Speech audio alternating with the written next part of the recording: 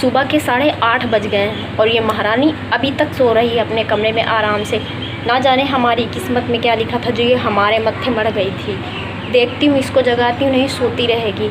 एक तो इसके माँ बाप इतने गरीब, शादी कर दिया, पहले बड़े बड़े अरमान थे उनके कि शहर में अपनी लड़की को भेज देंगे, और ऊपर से इस महारानी के नखरे।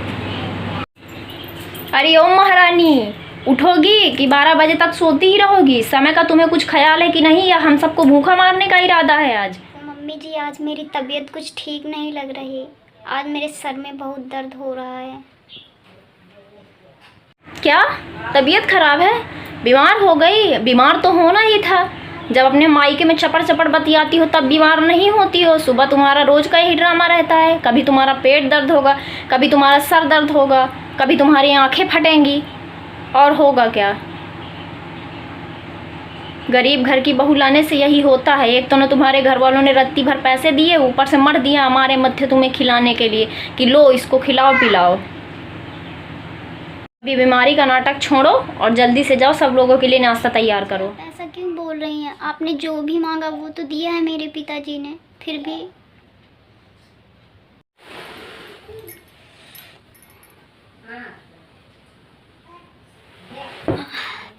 ये क्या हो रहा है? मेरा सर क्यों इतनी जोर से चकरा रहा है? लग रहा है कि मैं नहीं जा पाऊंगी बाहर।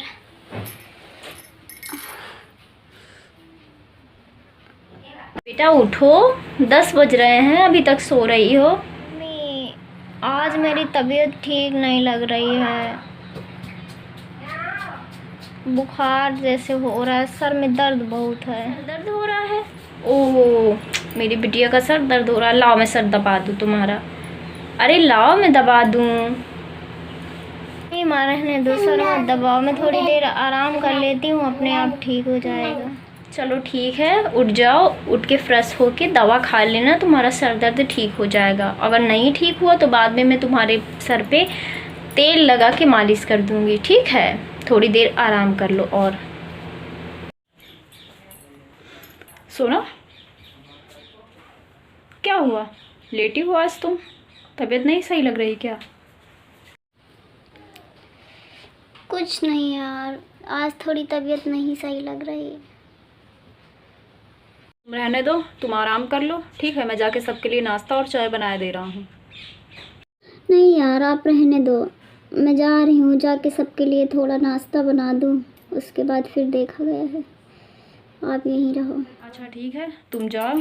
जा रही हो, थोड़ा सा काम करना, उसके बाद आ जाना, दवा खा लेना, और मैं कमरे की सफाई कर लेता हूँ तब तक, ठीक है? हाँ हाँ, जोरू का गुलाम, कर दे कर दे। कमरे का झाड़ू पोछा भी कर दे। कल को वो कहेगी मेरी तबीयत ख़राब है जी, आज आप मेरे कपड़े धुल देंगे क्या? तो कपड़े भी धुलना, बर्तन भी धुलना, सब कुछ करना। क्या माँ, आप भी ना, आप क्यों हमेशा सोना के पीछे पड़े रहते हो? घर का सारा काम करती है, सारा दिन काम करती है। अगर थोड़ा सा मैं उसके काम में उसका हाथ बटा लूँगा तो क्या चला जाएगा? पड़ी रहती हूँ। हाँ, अब तो तुझे तेरी माँ बुरी ही लगेगी। उस महारानी के नखरे नहीं देखता जो बीमारी का बहाना बना के लेट जाती है? बस माँ ही तुझे खटकेगी आंखों में, मैं ही बुरी लगती हूँ। मैं अगर इस घर से चली जाऊँ, इस घर को छोड़ के, तो तुझे और तेरी उस महारानी को खूब आराम से रहने के लिए हो जाए। बीबी का चमचा, बिल्कुल अपने बस में कर ली है तुमको।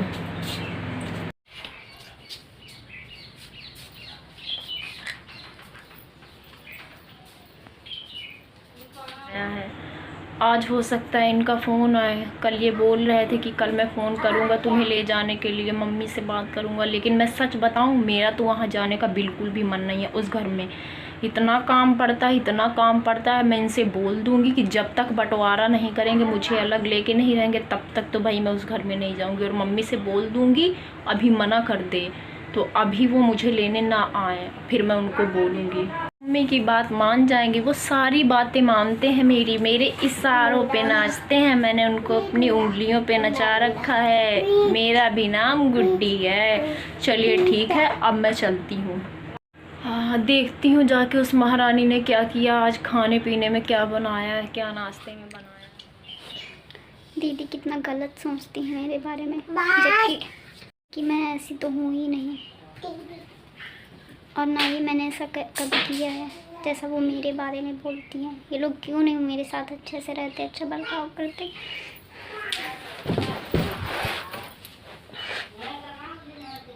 क्या गलती है मेरी? यही गलती है कि मैं गरीब ख़ानदान से हूँ। मेरे बाप ने दहेज नहीं दिया, मेरे माँ बाप गरीब हैं।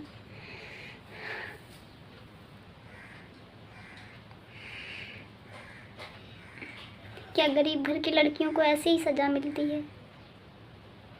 मम्मी जी और दीदी मेरे साथ ऐसा बर्ताव क्यों करती हैं, जबकि आपको पता है ना मैं घर का सारा काम करती हूँ और उन्हें कभी शिकायत का कोई भी मौका नहीं देती, लेकिन फिर भी वो लोग मेरे ऊपर कमियां निकालती रहती हैं। अब मैं क्या करूँ ऐसा जिससे वो खुश रहें, खुश हो जाए मेरे से। अब आप भी कुछ करो यार, मैं तंग आ गई हूँ रोज़ रोज़ के ताने सुन सुनकर, रोज़ रोज़ ये सुनकर कि तू दहेज नहीं लाई, तेरे माँ बाप ने कुछ नहीं दिया। अब मुझसे और नहीं बर्दाश्त होता। तुम बिल्कुल भी टेंशन मत लो, ठीक है? देखो मैं माँ से बात करता हूँ, माँ को समझाता हूँ। ओके, परेशान मत हो, मैं सब कुछ ठीक कर दूँगा कुछ ही दिनों की बात। दामाद जी का फ़ोन आ रहा है। हाँ दामाद जी, हाँ और बताइए कैसे हैं? बढ़िया सब? हाँ गुड्डी भी ठीक है। क्या लेने आ रहे हैं? अरे दामाद जी अभी महीना ही तो हुआ है, 10-15 दिन और रुक जाइए, उसके बाद लेने आइएगा। ठीक है ठीक है। गुड्डी की किस्मत कितनी अच्छी, कितने अच्छे दामाद जी मिले हैं मुझे। वो उसके साथ उसका सारा काम करवाते हैं, सारे काम काज, उसके सारे काम काज में उसका हाथ बटाते हैं।